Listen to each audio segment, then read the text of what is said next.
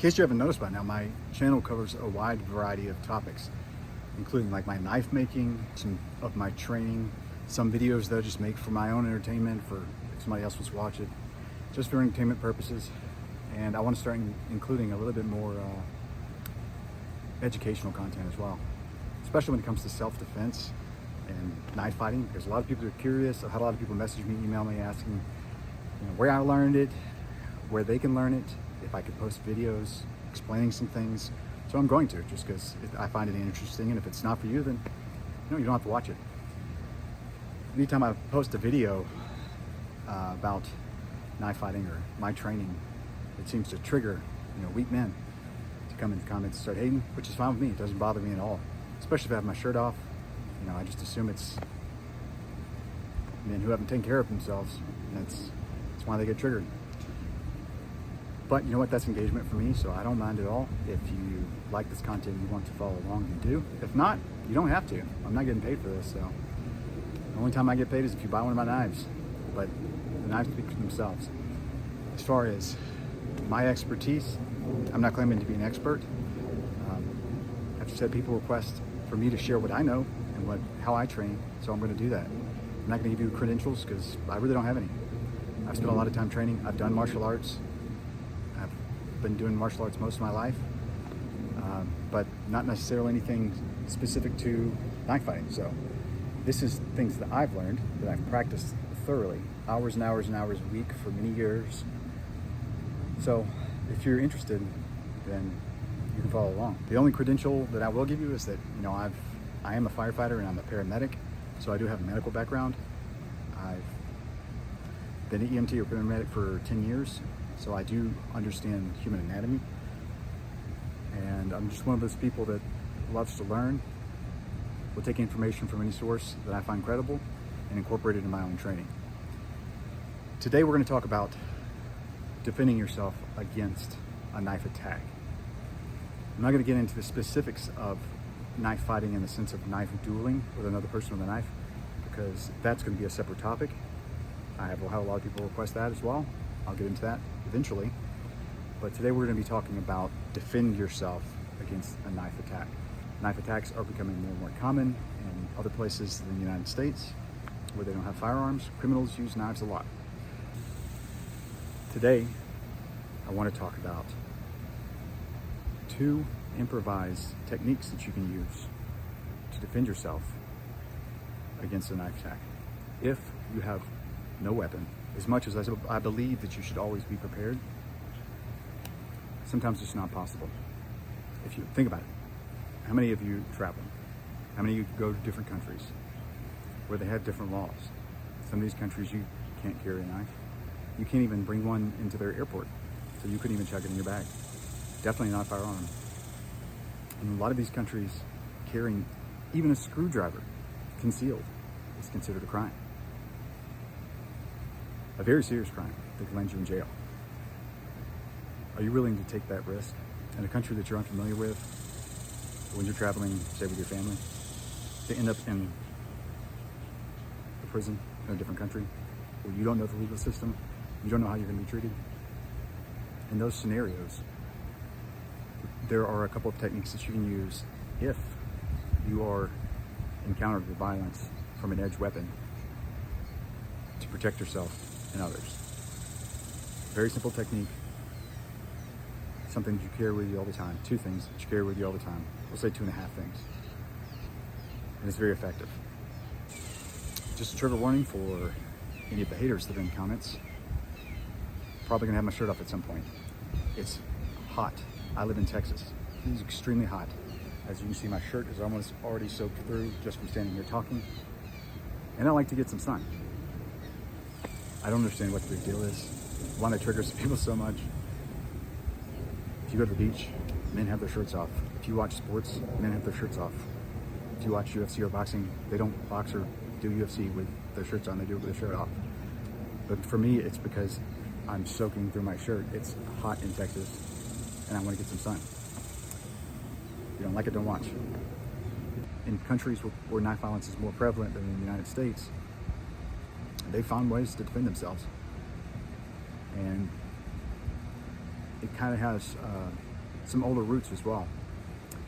Think of a time before firearms were accessible to the public, when they weren't carried. A lot of it, I mean, even before modern firearms, they used some of these techniques in Spain, in Italy, Europe, because knife duels were common and people don't want to get stabbed. Let's get into it. So the first tool that you can use to defend yourself is a set of tools, and that's your clothing. Now, it may sound silly, but it's surprisingly effective. If you're wearing a hat, that's all you have, and you can use your hat, and it's surprisingly effective at deflecting a blade. Now, it's not going to do much for very long, but it's better than nothing. What's better than a hat is a shirt. You'll see this a lot in countries where knife violence is common. Even knife dueling. The first thing they do is they take their shirt off and they're going to wrap it around their arm like this. This is surprisingly effective at stopping a knife at slash. Fabric is not easy to cut for a knife because it's tightly woven. It spreads out the surface area of contact for the blade. It's difficult for it to cut through a slash, especially if you have several layers wrapped up over your hand. Now you can use this as a makeshift shield to defend against a knife attack and try to deflect. Launch counterattack if you have a weapon, using that. If not, effective strikes or escape. Is a coat. This is an old coat that I use just for training. But if you have a leather coat, this is surprisingly effective at stopping edged weapons. In a time when they actually used to fight with swords and knives regularly, they made leather armor. Leather is very hard to cut. Ask anybody who works with leather, and they'll tell you it's hard to cut. You have to have a very sharp knife, and you normally have to press down against something like a cutting board or something else to cut through that leather. It's tanned hide from an animal. It's very tough. If you have a coat like this, you can use this just like you can with that shirt, but it has an added advantage of weight. So not only is it protecting your hand, but as that knife comes in to strike, the weight of the coat is going to deflect. Your wrist, even if you train a lot like I do, it's not very strong. So you have a lever being the knife. If you push down on that tip, it's very easy to deflect. The weight from the coat can deflect the tip, and the leather can keep you from getting slashed. Just holding this out in front of you like this, it's going to be very hard for a knife to punch through this into you. In the same vein, if you have a backpack, those are great tools to defend yourself. Hold that backpack up. Nobody's stabbing through that backpack. It's very difficult with a knife. You can try it yourself. If you have some leather, try to stab through it, especially several layers. It's heavy like this. The last tool that we're going to go over today is a belt. Once again, this is probably the most underrated self-defense tool that you carry on, that you wear every day, more than likely. Unless you're wearing gym shorts, you probably have a belt on. A belt is an extremely valuable self-defense tool. You're not going to have the deflection and shielding like you will with a coat. You can wrap it around your hand like this. It may protect a little bit, but what you have is a ranged weapon. A belt is much longer than a knife. If you have a heavy-duty built belt like this one, that's a hard metal buckle with these prongs on the end. Both ends. Very powerful striking tools. That's going to cause a lot of damage if you hit somebody in the face with it. Hit them in the eyes, hit them in the forehead, split their head open. The blood is going to blind them. You smack somebody hard in the knuckles with something like that, they're not going to want any more of that. You can keep them at range just by delivering strikes with the belt. They're not going to want any more of that, trust me. If you train with this just a little bit, you're used to smacking something like a dummy hard with that belt. Nobody's going to want any part of that. Nobody's saying. There's other techniques you can use with a belt, but I'm not going to get into that because that's not really appropriate in a self-defense situation. So the first thing I'm going to go over is what I have set up here. This is 2 dummies, 2 circles. Those circles represent safe zones, the back circle, the danger zone, the front circle. The front circle is, here, let me show you this. So this is our attacker's weapon right here. This is our attacker.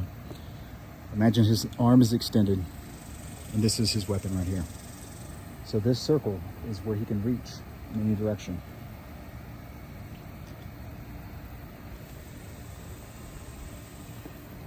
A knife attack may not just come from the front plane. It can come from the side, around the axis, and in, around the other side. This second circle back here, if you'll notice, our dummy is facing this direction. This is behind his weapon. So imagine his arm is right here. This is now behind his weapon. If you can access this zone right here, you are now safe from his weapon.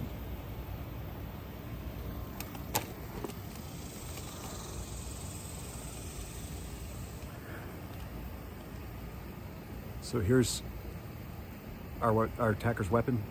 Imagine his arm being right here. The back circle, that's the safe zone. This circle up here is the danger zone. Your goal, obviously, your attacker is going to choose the time and the place. That's not up to you. Your attacker's choosing. He's going to align himself with his target, which is you. So by default, you're going to start right here at the edge of this circle. You may start inside the circle, within range of his weapon. And it's your job, if you step out of this circle, get back into the safe zone. Outside of that circle, you're safe. Inside that circle, he's in danger because now you have an advantage, an attack advantage. So we have our shirt. We have it wrapped around our hand.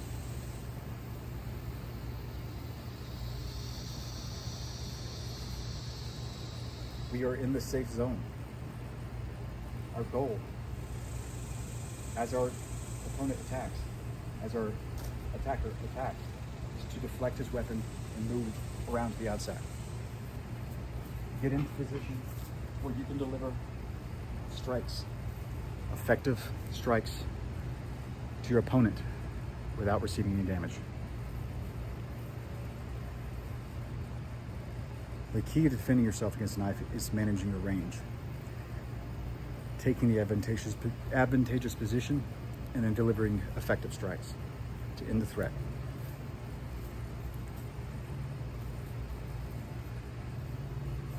When I do the video on specific knife fighting techniques,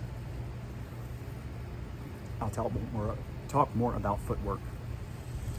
How the footwork for knife fighting, knife defense differs from, say, boxing, mixed martial arts, and why. For now, I just want to show you how these tools can help you.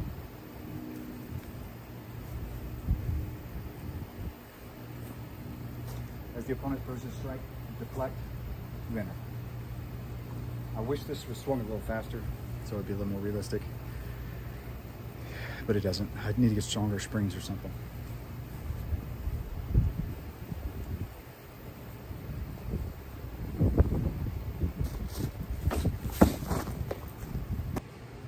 Now, as I mentioned before, a coat is going to just be a more effective version, and it gives you more of a shield effect. I believe it's Spain where they came up with the dueling style of cloak and dagger, which is where they would have a cloak, which they call their coats. They had a big overcoat, and they would have a dagger, and when they would duel, they would hold the cloak on one hand, and the dagger would be concealed behind the cloak. So you would never know where the dagger was coming from. So you have the additional benefit of disrupting your opponent's view you hold this out in front of you, it's very hard for their eyes to track exactly where you are, what you're doing. You could use this technique if you have a weapon on you by swinging it out at their face or just holding it out in front of you. It may give you the opportunity to draw and use your firearm or your knife. So let me show you just a little bit of what's different.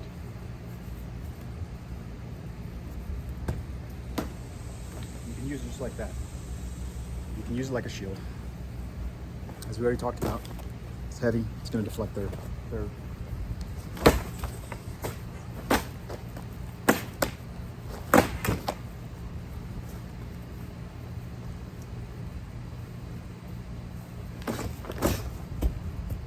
As you can see, the coat was more effective. You can use it to strike at their face, disrupt their vision, catch them in the eye with just the sleeve, the buckle, the zipper. It's going to be very disrupting. It conceals your movements, allows you to close the distance, and then deliver an effective strike.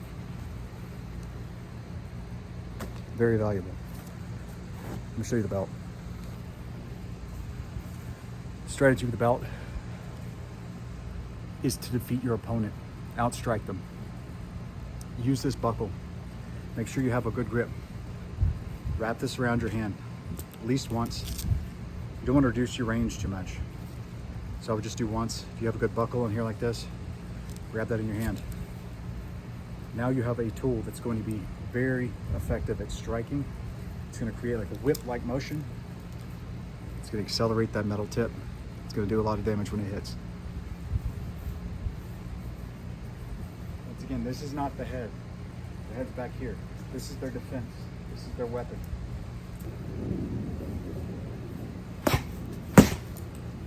When it comes to striking with this,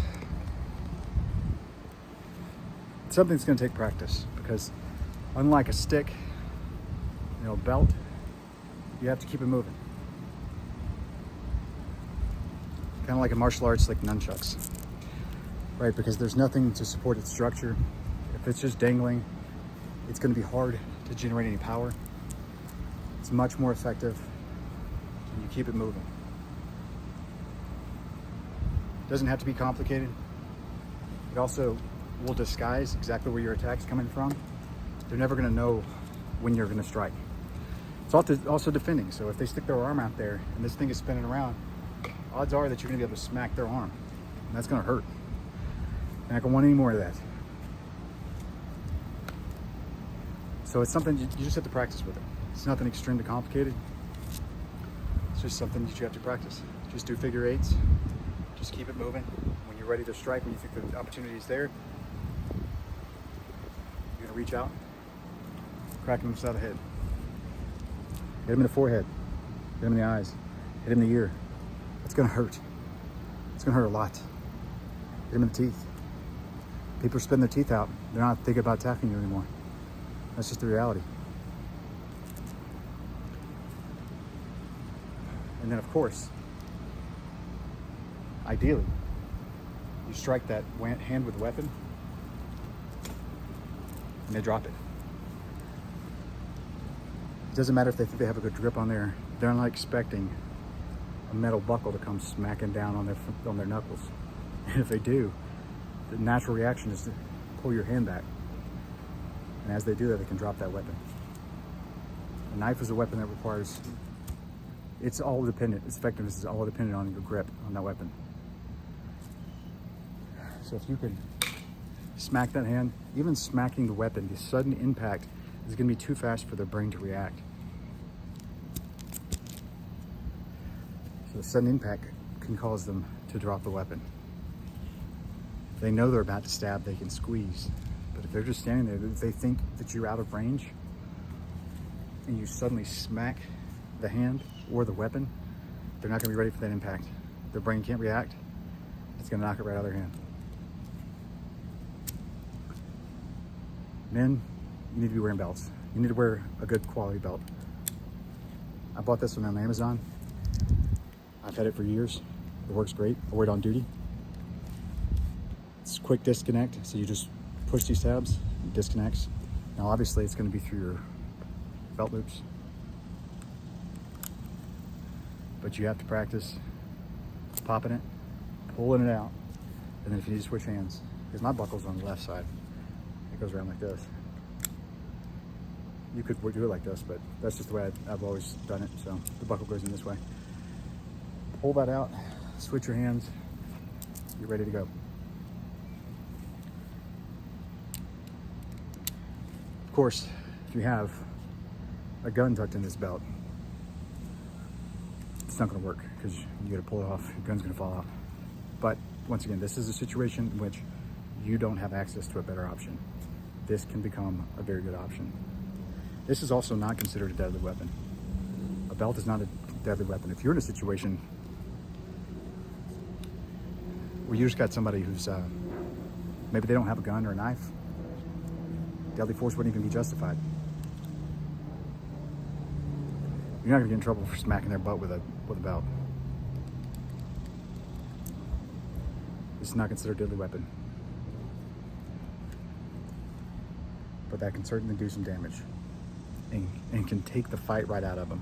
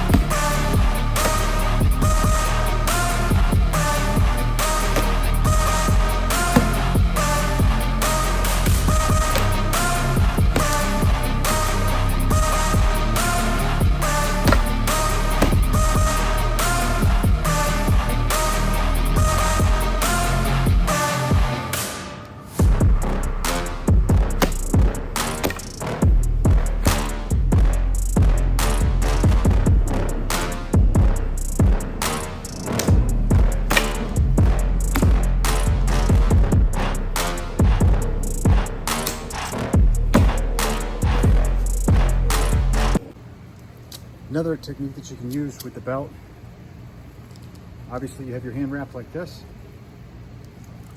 but you can wrap it again. You can shorten the range, so it's an adjustable range. You can also double it over like this. You double it over like this, you have a shorter, faster strike. And then you can late release it, and now you have a longer strike. So it's very unpredictable for your attacker. If you're targeting their weapon, and you have a short strike like this, you're hitting that weapon. You're trying to hook it with the loop, yank the weapon out. And then you suddenly come across and then release, and then you come around. Now you have something that is just doubled in length. They're not gonna expect it. It's gonna wrap around and smack them. If you're swinging this, and you have it doubled like this, you're swinging this at the weapon, there's a chance that you're gonna be able to hook that weapon, and it's gonna yank that knife right out of the hand. Additionally, because it's a belt, as you strike, if you hit that arm, look, it wraps. Even for just a moment. You know, if this wraps around, if you pull, there's a chance that you're going to be able to yank that thing out of their hand. It's a lot better than trying to grab it with your hand, I guarantee you that.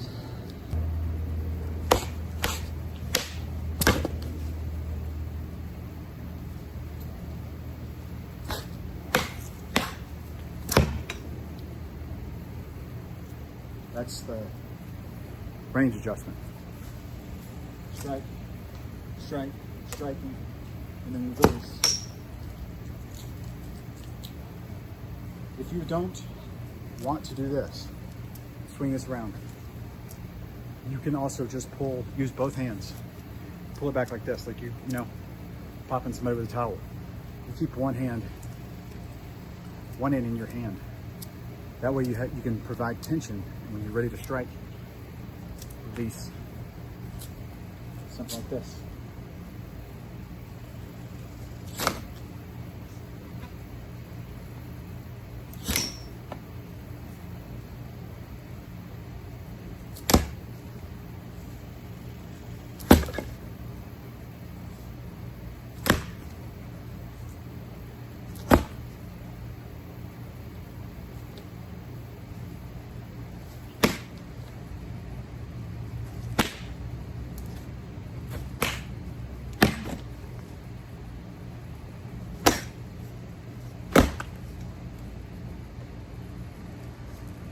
You can also use the belt in a way to parry the attack or block the attack. They're coming, like say they're coming down with the ice pick grip. You can get this up and stop their arm. It's going to allow you to close distance, and it follows perfectly into elbow strikes. So if you have this pulled tight, this is an effective way to use elbow strikes. And in certain martial arts, they use something like this to teach how to use elbow strikes. Think about like a Muay Thai clinch. You have this belt, give them both hands. You now have a very powerful clinch they're not going to be able to escape from. If you can get this around the weapon arm, you now have control of the hand, of the arm. In defending yourself against a gun, you have to control the gun. Defending yourself against the knife, you have to control the arm and the hand. So they can still cut you like this, just the wrist. But if you have control, if you have their arm wrapped up, it's going to give you an opportunity to control that arm and get in close so that you can deliver effective strikes, elbows, short strikes, crucial areas in the fight. You can also use this belt to choke somebody out.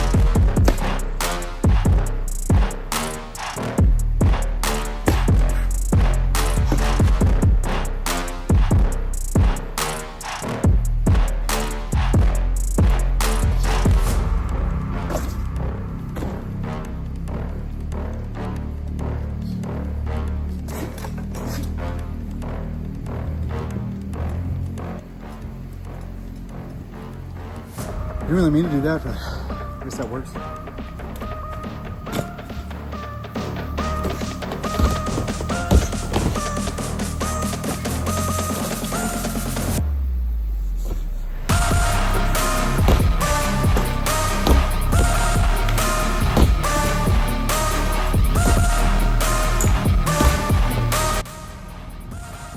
If you enjoyed this video, give it a like, follow my channel. You can go to my website, tacticalpracticaldefense.com. Check out my knives, buy one. They're all handmade right here in the USA by myself. Follow me on Instagram. It's Tactical Practical Defense. TikTok too. Put up some videos on there sometimes. Tactical Practical Defense. And of course, this is the YouTube channel, Tactical Practical. Appreciate y'all. Once again, don't try to do anything that I did in this video. This is for entertainment and educational purposes only.